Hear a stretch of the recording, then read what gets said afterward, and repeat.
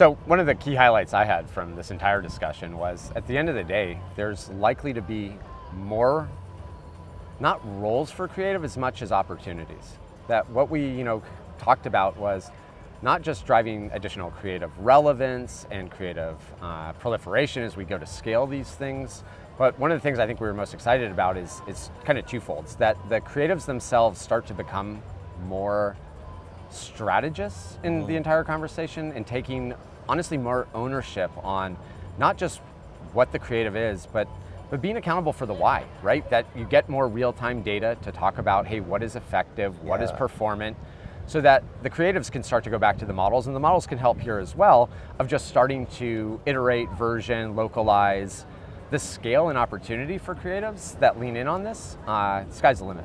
Absolutely. I mean, there's so much untapped potential, I think, in our creative teams and just in our marketing teams in general, that people are so caught up sometimes in busy work and low value tasks, in stuff that can be automated. And so if we can do a lot of that stuff now with technology, it frees people up to do what humans are great at, right? To be creative, to bring ingenuity, to bring strategy into things. And I think it really also allows people to sort of expand the palette of the types of work that they can do. To your point, creative can actually start thinking about media, can start thinking about strategy, can start thinking about outcomes, whereas before they sort of had to keep their head down just trying to get through their tasks for the day. Yeah, creatives, as we talked about on stage, curious people. Yeah. These are things that I think they've always, in a sense, wanted to get closer to. Yes.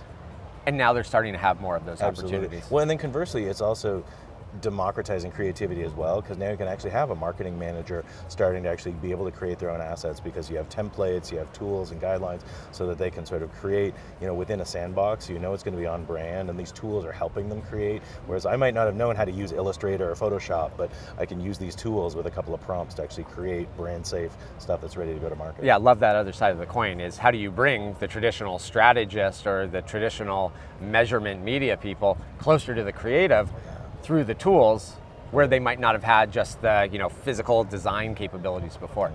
As I think about this intersection of scaling more creative and content through AI tools, with, at the end of the day, we're trying to drive ultimately human behavior, right? We're trying to, whether that's sign up for this newsletter all the way to buy this PC, that's part of the challenge. Like, I want to be open and real about that this is what we're working through now, right? I think last year, as we were talking about on stage, weren't sure exactly where this was going to go, right? A lot of fear, as well as a lot of just trying things. But now as we get into the work, what we're seeing is more people have access. That is the democratization.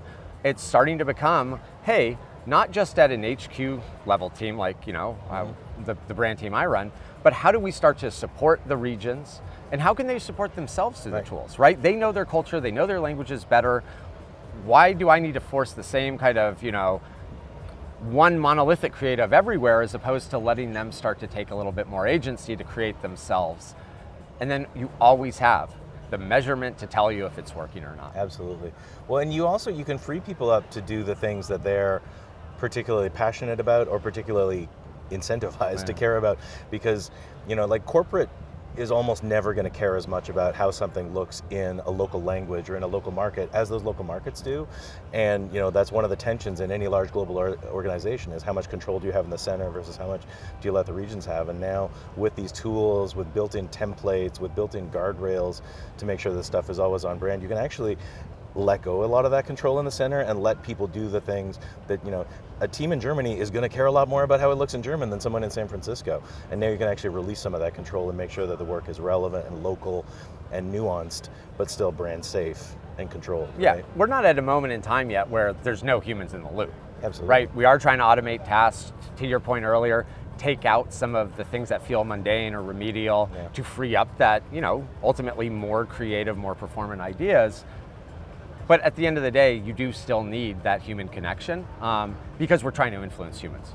Well, exactly. And I think you'll always need humans in it, because at the end of the day, a tool is just a tool, right? It's how those tools are used. What are the prompts that are put in? What are the guardrails that are built in? How is it architected? How's it set up?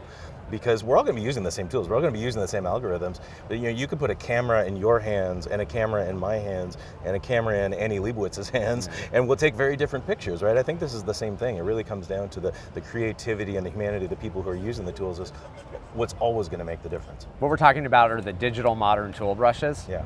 People are going to paint differently, and I think that at the end of the day, that's a lot of the humanity. Yeah.